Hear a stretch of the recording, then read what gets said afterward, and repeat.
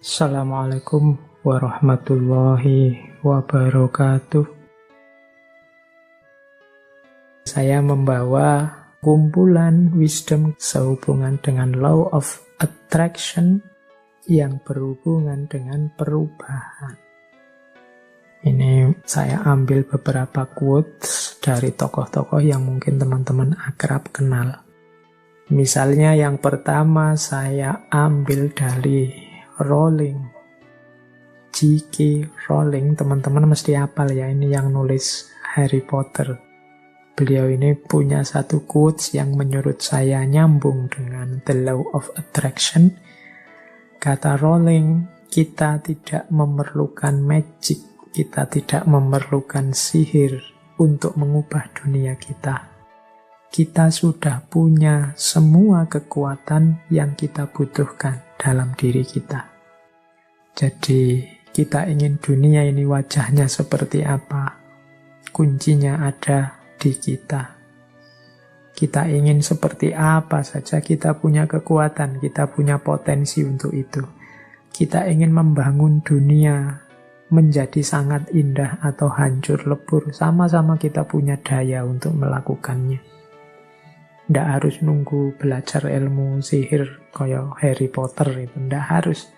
Engkau bisa sudah. Engkau memimpikan apapun, engkau bisa, engkau mampu. Nah, yang kedua, untuk mencapai tujuan yang belum pernah dicapai sebelumnya, engkau harus mulai melakukan apa yang belum pernah engkau lakukan sebelumnya. Ini dari Stephen Covey yang menulis buku populer sekali judulnya The 7 Habits of Highly Effective People. Jadi menurut Stephen Covey, ya kalau engkau ingin mencapai tujuan yang lebih tinggi, yang belum pernah dicapai sebelumnya, ya pertama-tama engkau harus melakukan apa yang belum pernah engkau lakukan sebelumnya. Kalau engkau hanya melakukan yang rutin-rutin saja seperti yang selama ini engkau jalankan, ya hasilnya juga seperti yang selama ini engkau rasakan. Ya wis mudahnya, kalau selama ini engkau belajarmu hanya 1 jam dan IP-mu 3 pas, mungkin kalau kamu tambahi belajar 2 jam, IP-mu di atas 3, itu gampang-gampangan nih ngono. Jadi kalau ingin hasil yang lebih baik, usahanya juga harus berbeda dari sebelumnya. Kemudian ada quote juga dari Rhonda Byrne. Menurut Rhonda Byrne, setiap kesempatan untuk mengubah hidupmu, setiap detik adalah kesempatan untuk mengubah hidupmu. Karena di setiap kesempatan engkau dapat mengubah caramu merasakan. Rhonda Byrne ini yang tadi saya sebut ya, beliau yang menulis buku The Secret yang populer sekali, termasuk acara televisi. Di setiap detik itu kita bisa berubah. Jangan menunggu besok. Kita ini kan ingin hidup ini, kalau bahasanya hadis itu yaumuhu khairun min amsihi. Hari ini lebih baik dari kemarin dan hari esok lebih baik dari hari ini. Berubah terus-menerus. Jadi kita harus semakin baik. Bahkan katanya Rhonda Byrne, tidak hanya harian, setiap detik engkau bisa mengubah hidup kita. Misalnya, kalian mengalami peristiwa apa hari ini? Mengalami peristiwa diputus oleh pacarmu. Itu kan peristiwa yang mungkin kau tanggapi sebagai menyedihkan. Tapi detik ini juga bisa engkau ubah tanggapanmu itu bahwa ini peristiwa yang menyenangkan.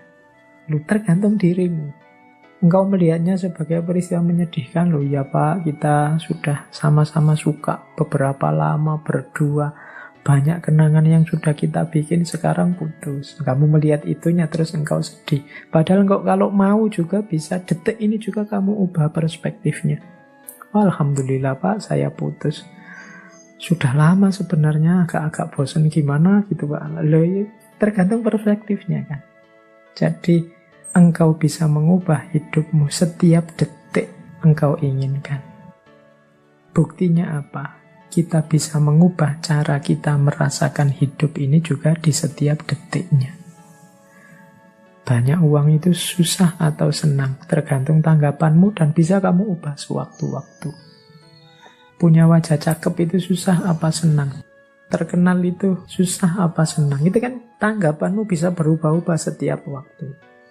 Berarti apa? Sebenarnya untuk mengubah hidup kita itu tidak usah menunggu apa-apa. Setiap detiknya kita bisa berubah tergantung bagaimana kita mengelola, menyerap, merasakan hidup kita.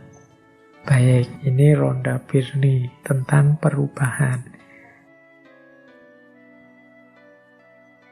Saya lanjutkan. Kalau ini dari Deepak Chopra. Ini nama yang mungkin teman-teman pernah dengar, tokoh dari gerakan New Age. Salah satu tokoh populer, penulis, juga bergerak di bidang pengobatan alternatif. Nah, Deepak Chopra, beberapa bukunya juga diterjemahkan dalam bahasa Indonesia. Beliau punya quotes begini, kalau engkau ingin hidup bahagia, buatlah orang lain bahagia. Kalau engkau ingin menemukan orang yang tepat dalam hidupmu, jadilah orang yang tepat untuk orang lain. Kalau engkau ingin melihat perubahan di dunia, jadilah perubahan yang engkau inginkan itu.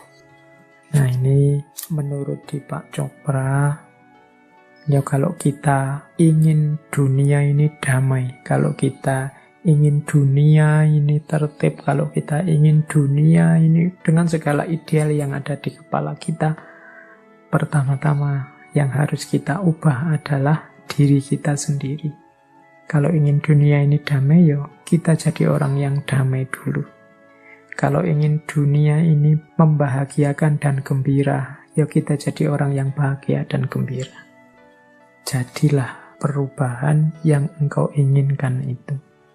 Tidak harus capek menceramai orang lain, tidak harus capek nuding-nuding orang lain kiri kanan. Ayo kita ubah diri kita sesuai ideal kehidupan dunia yang ada di kepala kita.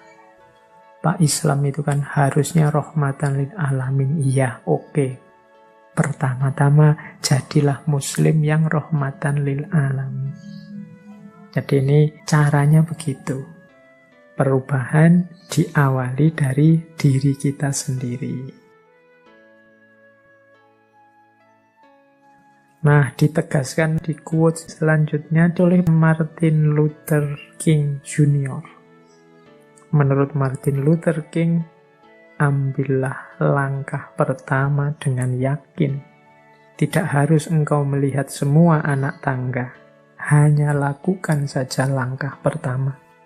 Kita ini kan sering ragu-ragu, mau mengubah hidup, mau dimancang cita-cita, mau memimpikan sesuatu, itu kita banyak tidak berani, sehingga hidup kita tidak berubah-berubah.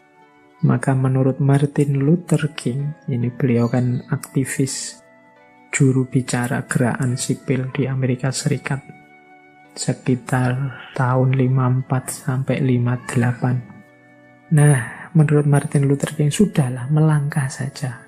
Tidak usah terlalu banyak mempertimbangkan macam-macam. Tidak harus engkau lihat semua anak tangga. Kalau memang itu sudah bagus dan mantap, engkau yakin, jalan. Tidak usah dibahas lagi, didiskusikan lagi. Dicari semua kemungkinan konsekuensinya, malah tidak jalan-jalan. Katanya Martin Luther, ambil langkah pertama. Jalanlah. Kalau tidak begitu, hidupmu tidak akan berubah. Terlalu banyak pertimbangan. Oke, baik. Saya akhiri sekian. Kurang lebihnya mohon maaf. Wallahul muwaffiq. Wallahu a'lam bissawab. Wassalamualaikum warahmatullahi wabarakatuh.